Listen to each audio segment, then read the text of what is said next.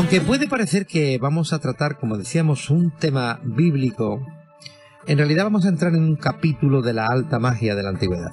Concretamente vamos a viajar hasta el antiguo Egipto, donde vamos a conocer cómo los antiguos sacerdotes de este lugar conocían la forma de obrar milagros con el solo uso de sus palabras, o bien llegar a matar a alguien con estos conocimientos. Hoy en día hablamos mucho del término mal de ojo, y quizás vamos a conocer esta noche no solo su procedencia, sino a través de lo que hablaremos, la sabiduría más grande e inmortal que tenía el hombre hace miles de años. Y el Verbo se hizo carne.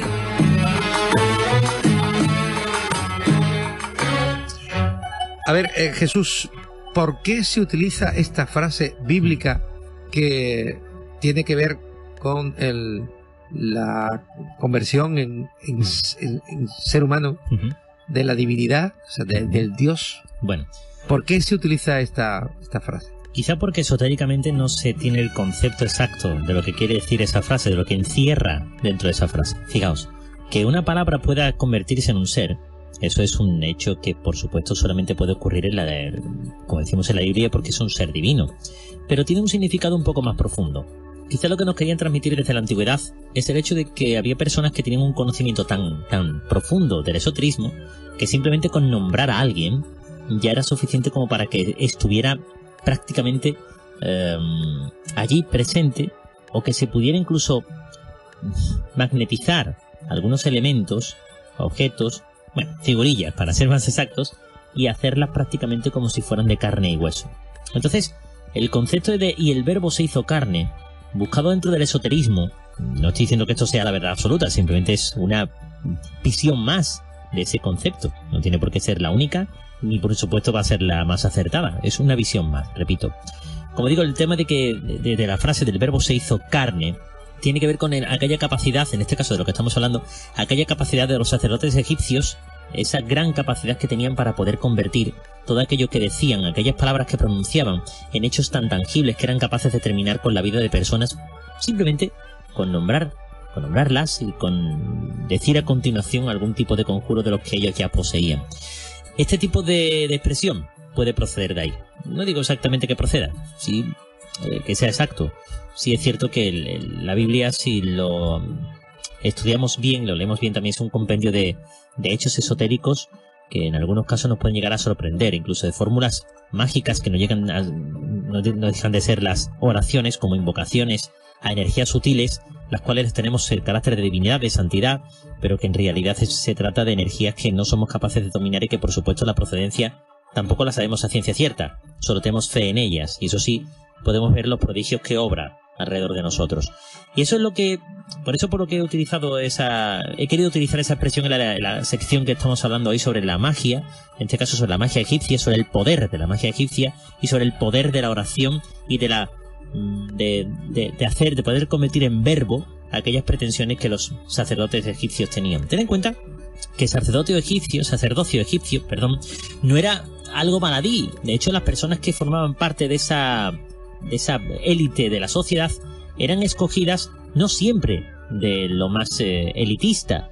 Había ocasiones en las cuales los sacerdotes eran elegidos entre el pueblo porque sí tenían una especial predisposición a conocer ciertos significados, ciertos arcanos de aquellos elementos que se disponían en aquellas magníficas construcciones, aquellos magníficos templos, y que solo ellos, los sacerdotes, sabían qué querían decir, y era solo colocado allí para los iniciados. Cuando llegaba un joven pequeño que empezaba a ver aquellos grabados, aquellos dibujos, aquellas formas, aquella magnificencia, y era capaz de desvelar lo que quería decir, y si había un sacerdote cerca, generalmente lo que hacía era reclutar a ese joven porque había ahí un diamante en bruto del cual pues sacar un gran sacerdote egipcio en un futuro. Fíjate, te voy a poner un ejemplo, por poner un caso. Vamos a hablar de una imagen, de una estatuilla, concretamente de la representación de Ramsés II en niño. Bueno, cualquiera podría decir, bueno, simplemente es una talla de Ramsés II en niño y ya está, pero yo, igual que muchos arqueólogos, nos negamos a pensar que los egipcios empezaban a hacer algo tan magnífico con tanto lujo de detalles y tan perfectamente confeccionado por el simple hecho de decir, mira qué chulos somos, frente al resto de las civilizaciones que la verdad muchos de ellos estaban pegando peñazos a las piedras o tratando de encender fuego frotando a dos varitas en algunos casos, ¿no? En algunas civilizaciones de aquella misma época de la cual los egipcios databan. Porque bueno, todavía la datación de Egipto está ahí. Algunos que hablan de 3.500 años, algunos que lo sitúan en 4.500, hay voces que hablan de 6.000 años de la antigüedad. Bueno, hay de todo, ahí para servirse cualquiera dentro de esa conspiración egipcia, se puede servir cualquiera en cuanto a los datos de la edad, del tiempo en el cual habitaron los egipcios. Bueno, como digo, estatua de Ramsés II niño. Fijaos, la estatua de Ramsés es un jeroglífico gigante. La parte superior, su corona, tiene el disco solar. En este caso es Ra. La imagen, la estructura del niño, la talla de niño, en el antiguo egipcio se dice Mes. Y en la mano izquierda lleva una palma. La palma se lee Ses. Si lo unimos todo, tenemos Ra, Mes, Ses. Ramsés. Bueno, pues esa representación, que parece una tontería, esa estatuilla que cualquiera diría, qué bonito, qué bien tallado está hecho, resulta que en sí es un jeroglífico. Era la representación hecha carne de una palabra, su propio nombre. ¿Y esto a qué nos lleva? Pues nos lleva quizá a una hipótesis de trabajo en la cual podemos pensar, oye, ¿y si se tomaban la molestia en realizar esa representación de Ramsés en este caso, y en esa representación esconder el nombre? ¿Cuántos secretos no habrá todavía ahí esperando en frescos, en estatuillas, en frisos, en columnas, en tallas? ¿Cuántos secretos no habrá ahí esperando para que nosotros los desvelemos y sepamos qué querían transmitirnos esos egipcios en la antigüedad? Y la verdad que con este dato pues podríamos empezar a hablar de eso, del gran poder de la magia en Egipto, con una cosa que me parece sumamente curiosa. Y es que ellos no hacían distinción entre la magia positiva y la magia negativa, entre la magia blanca y la magia negra. Para ellos era tan útil crear algo y que estuviera a su alrededor, a su alcance, como destruirlo, si era necesario, claro está. Y con ello no ofendían absolutamente a nadie, ya que eran capaces de honrar tanto a dioses positivos como a dioses negativos. Eran capaces de venerar tanto a la luz como a la oscuridad. De hecho, uno de esos dioses de la oscuridad, que antes lo fue de la luz, que es el Ptah, pues resulta que posiblemente sea el que más conocimientos pudo transmitir a los antiguos sacerdotes egipcios en ese sentido, en el sentido de poder manejar las energías sin tener ningún tipo de limitación, porque en realidad no se ofendía a los dioses. Oye, ¿pero qué pasaba si el enemigo del pueblo egipcio era otro pueblo, una entidad civil? Bueno, los sacerdotes egipcios tenían una forma de destruir a personas, de terminar con ellos, que era muy significativa, y que hoy en día seguro que nos sonará muchísimo a aquellas personas que les guste la magia y les guste pues los rituales. Les sonará muchísimo los fetiches. No sé si sabe lo que es. Mi madre me dice, no sé qué es un fetiche. Pues, no sé si sabe lo que es. Bueno. Un fetiche todo. Yo creo que hay mucha gente que sabe lo que es un fetiche, ¿no? Un muñeco de vudú. Claro. Ya está. ¿Vale? Para que lo sepa. Bueno, pues. Lo que pasa es que muchas veces le aplicamos la palabra fetiche y no es nuestra intención precisamente. Esto se ha convertido en un fetiche, ¿no? Sí. Efectivamente. Se utiliza en tono peyorativo en algunos casos, en otro tiene una connotación sexual. Bueno, en definitiva estamos hablando en el fetiche como elemento, muñeco de vudú, que puede encarnar, fíjate que aquí volvemos otra vez con lo de la carne, encarnar a una persona. Bueno, pues los egipcios eran capaces de realizar esas estatuillas en madera, en barro, en cerámica, en distintos materiales, y ellos, mediante una serie de fórmulas mágicas y una serie de invocaciones, eran capaces de convertir esa estatuilla en la persona objetivo, o sea, mediante oraciones, hacer que ese verbo se convirtiera en carne, dicho esto entre comillas. Y ellos con esa estatuilla eran capaces de realizar verdaderos prodigios sobre la persona. Ya a partir de ahí existía una especial conexión entre el sacerdote y quien representaba ese muñeco, entre la vida de esa persona y el sacerdote que la tenía en sus manos, de tal manera que ellos eran capaces de honrarla y colmarla de bienes, o simplemente destruirla tirándola al suelo y terminar así con su existencia.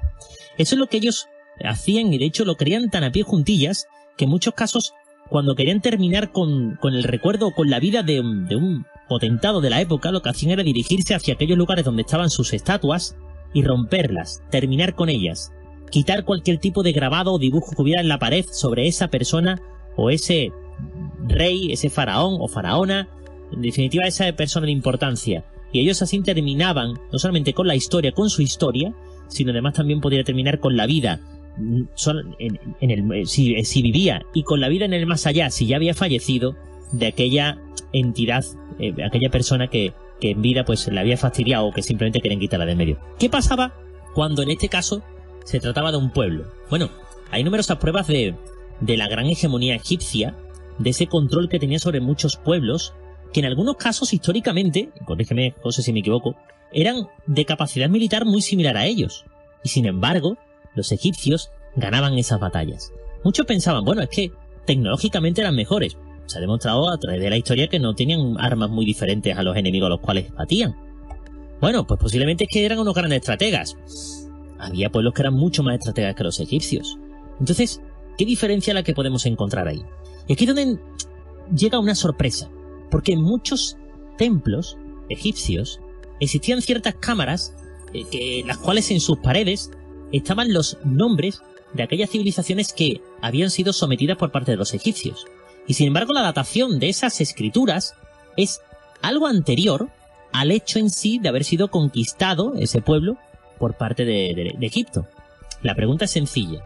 ¿Para qué un sacerdote tenía puesto en la pared, en este caso en caracteres jeroglíficos, para qué necesitaba un sacerdote escribir en la pared el nombre de ese pueblo que posteriormente fue sometido por Egipto?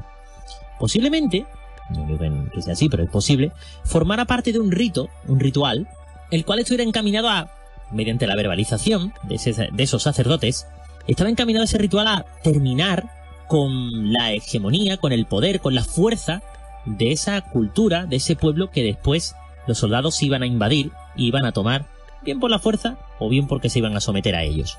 Pero quién sabe, eso podría ser una opción. De tal manera que, ¿qué conocimiento no tendrían los sacerdotes egipcios para conseguir semejante gesta?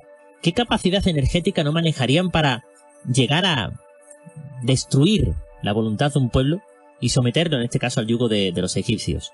Es una teoría que es sumamente interesante, que cuanto más nos metemos en ella, más nos damos cuenta de la magnificencia, en este caso, de la cultura egipcia bajo el punto de vista de la magia. Interesantísimo este tema, ¿eh? Oye, ¿era el mismo procedimiento cuando el grupo de personas a eliminar estaba dentro del territorio? Sí, el mismo. De hecho, existen también algunos grabados en algunos templos en los cuales cualquier potentado de la época podría pedir como venganza a esos sacerdotes que se ofrecían a realizar ese tipo de ritual, pues podrían pedir como venganza algún tipo de epidemia o de plaga para una población concreta que le había fallado a este señor o señora de alguna manera. Y ellos lo hacían. Y también aparecen estos nombres. Y qué curioso que cuando aparecen estos nombres en esos frisos, en esas paredes, también aparece una historia análoga posterior a esa escritura de plagas, hambrunas, en definitiva, problemas grandes y graves que obligó en algunos casos incluso a abandonar esas poblaciones para emigrar hacia otras y dejar esas estructuras, esas casas totalmente abandonadas a su suerte. Volvemos otra vez a tener quizá una muestra de ese poder de la magia en Egipto. Y en este caso también tenemos una muestra de que la venganza no era vista con malos ojos por parte de nadie, porque quizá ellos la integraban dentro de la cultura como una parte más del ser humano. Algo más que venerar, una cualidad, no un defecto.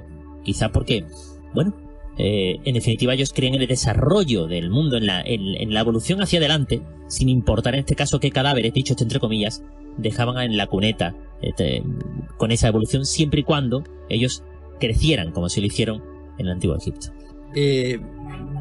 ¿Puede suponerse todo esto como el comienzo de la magia negra? Bueno, aquí me voy a detener un poquitín porque es algo que tenemos que aunar ya ciertas teorías. Bueno, Egipto como tal, como he dicho, no creía en los rituales de magia negra. No es un pueblo que precisamente le gustara la distinción entre una cosa y otra, entre magia negra, magia blanca, o incluso, como hay ahora muchas corrientes, magia roja, magia tal, magia cual, no. Ellos creían que realmente la magia tenía, como yo he dicho en algunas ocasiones aquí en este programa, que la magia tenía sus dos vertientes, su parte positiva y su parte negativa, su parte más, constructiva y su parte más destructiva. siendo igualmente necesario un concepto que otro. Y yo lo explicaba en algunas veces y no me importa explicarlo ahora en otra vez, no me importa en absoluto. Fijaos, cuando nosotros intentamos hacer cualquier tipo de petición, voy a poner un caso muy práctico, que a lo mejor cualquiera de nosotros pues puede tener, quizá puede tener un concepto después de esto algo distinto. Cuando nosotros vamos a un lugar a rezar, a pedir pues por un trabajo, porque nos hace falta ese trabajo, nunca nos paramos a pensar que quizá nosotros estamos pidiendo quizá estar por delante de otras personas que también están solicitando ese trabajo. En cualquier caso, siendo así, no estamos quizá pisando el terreno de otros que podrían obtener el mismo trabajo que nosotros de la misma forma, pero que nosotros, por el hecho de haber pedido, solicitado la ayuda, la intercesión de esa entidad religiosa, nos hemos cubierto quizá con un halo especial y hemos apartado del camino a esa persona que también le hacía falta el trabajo. Si lo pensamos así, a lo mejor el gesto que hemos realizado es negativo. Nos hemos metido nosotros a trabajar en la empresa, dejando en la cuneta a alguien que está en la misma situación que nosotros, pero que no ha podido tener acceso o no ha querido tener acceso a realizar esa petición ante la imagen santa de turno. Quiero decir que el bien y el mal no existe solo, no existe aislado, y que quizá esto lo sabían los egipcios perfectamente. Y de hecho ellos anteponían la evolución como civilización y la evolución como pueblo al hecho de poder de tener cuidado con realizar un ritual positivo o negativo. Ellos lo único que hacían eran, en algunos casos y muy pocos, rendirle culto no temeroso, sino feliz a las distintas deidades, dioses, que ellos mismos creaban curiosamente y destruían. De hecho, hay muchos grabados en algunos templos en los cuales aparecen dioses del pasado a la civilización que construyó ese templo, que hizo ese grabado en la pared, con las imágenes, como digo, de esos dioses antiguos con las cabezas cortadas, como si ellos hubieran querido terminar con esos dioses para colocar otros nuevos. Esto tiene una explicación también sencilla. A ver, en el antiguo Egipto los sacerdotes, y en este caso los faraones, vivían de las ofrendas que muchas personas realizaban a las imágenes de turno y que les rendían culto. Pero los egipcios se cansaban un poquito, sobre todo porque cada vez que llegaba un faraón le pegaba un cambio al tema religioso, que los pobres egipcios están diciendo: mira, me tenéis ya harta las narices, ya no sé si es monoteísta, politeísta, si petás el día de la noche, del día, y es que me tiene un lío aquí un par de narices. Entonces los sacerdotes y los propios faraones lo que acordaban eran o crear dioses nuevos o cambiar la potestad de los dioses que en ese momento había. En el caso, por ejemplo, tenemos aquí tuvimos durante un tiempo el templo de Abu Simbel, y lo veíamos con la imagen de Ptah. Ptah, el dios que estaba oscuro a la derecha, el que sale en las fotografías de su templo original con la cabeza cortada. Resulta que era en las primeras generaciones los primeros sacerdotes y los primeros faraones egipcios, las primeras dinastías, lo tenían como dios de la luz, dios de la creación.